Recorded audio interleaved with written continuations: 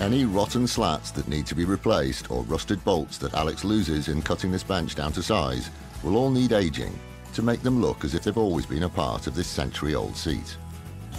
The first stage is to sit on this bench and measure how wide I am to mark off one side, and we can measure that so we know the width of the bench. We'll then use string to tie it around the top stretcher, follow it through down to the bottom one, so we've got a nice straight line. We'll mark that with a pencil.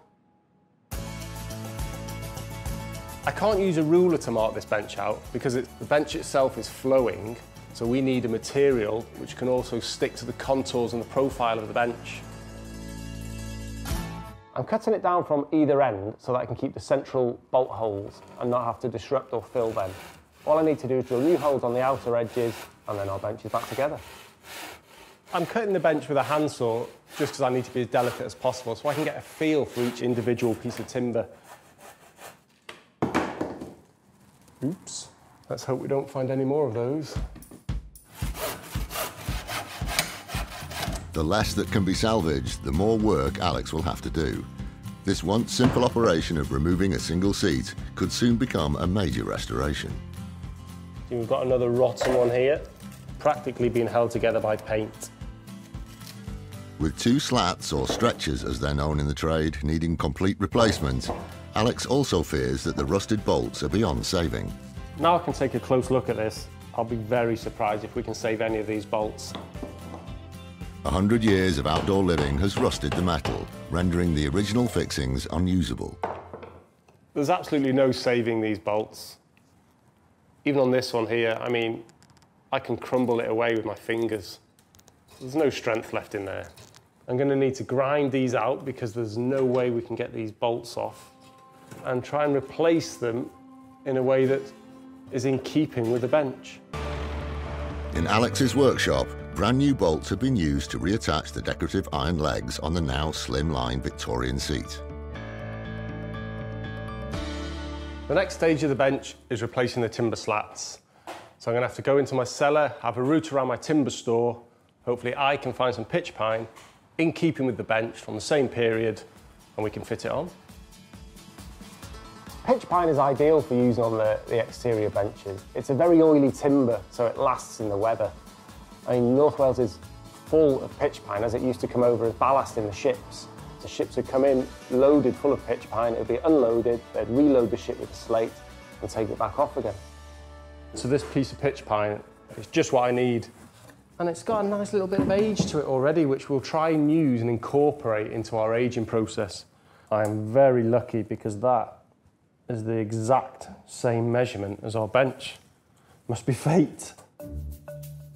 The stretchers are 1 inch deep and now only 48 inches long, meaning the new two-person bench will fit comfortably even in the smallest of gardens.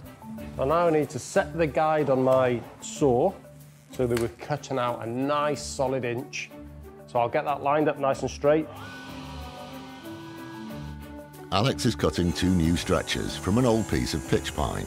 His challenge is to make the new timbers blend in with the rest of the bench, so he's removed one of the originals to be his guide. I just need to shape them with the planer, give them that slightly domed finish that they have on the originals.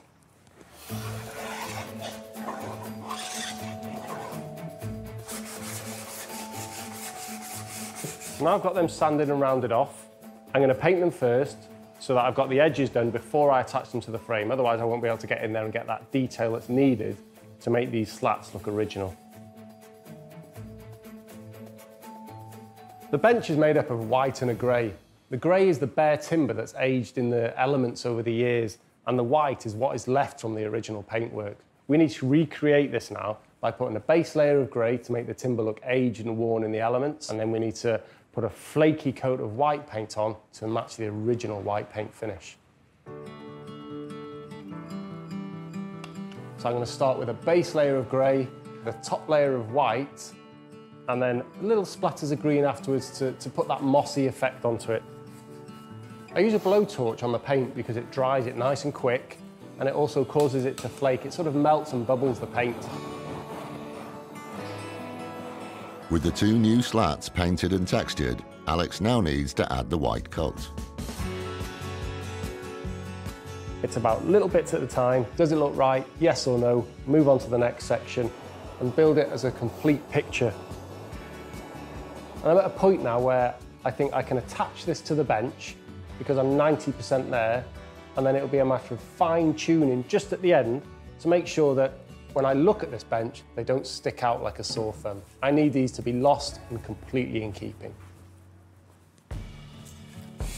The final part of mimicking the 100-year-old aging process is to cleverly disguise the shiny modern-day bolts. I've used the wood filler resin to go over the top of the bolt heads because it sticks to the metal, which is good. It looks a bit rusty once it's sanded down, and it takes a stain so I can blend it in with the rest of the bench. I'm dabbing the paint on nice and thick here, and because I've got a rough surface to the resin, it's got that flaky, rough, aged look about it. And then I can dab some green paint on, which will imitate the lichen and the moss and the years of age that this has gathered over years and years. Fingers crossed, we'll pull it off. When this 100-year-old three-seater Victorian park bench arrived in Alex's workshop, it had rotted with age. With rusted bolts, it was rickety, unsafe, and certainly not saleable. Now it's been transformed into a bijou garden seat, solid and sturdy, and with its age and character intact. I think Dru will love the bench. It's the fact that we've made it usable again, because when it arrived it was sort of very rotten, bits were just crumbling off in your hand. Now it's a strong structure, it's usable, it's got plenty of years' life left in it.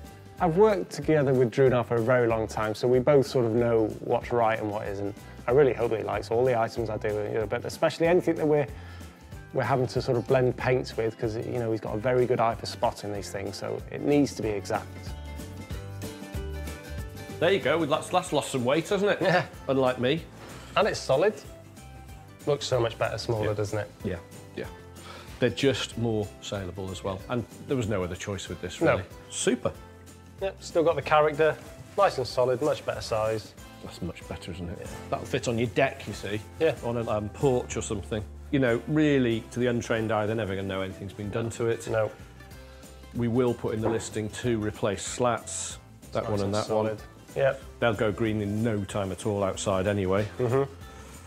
They look romantic at this size, don't they? They do. You can sit and have a cuddle. We should have a No. No. I'm happy.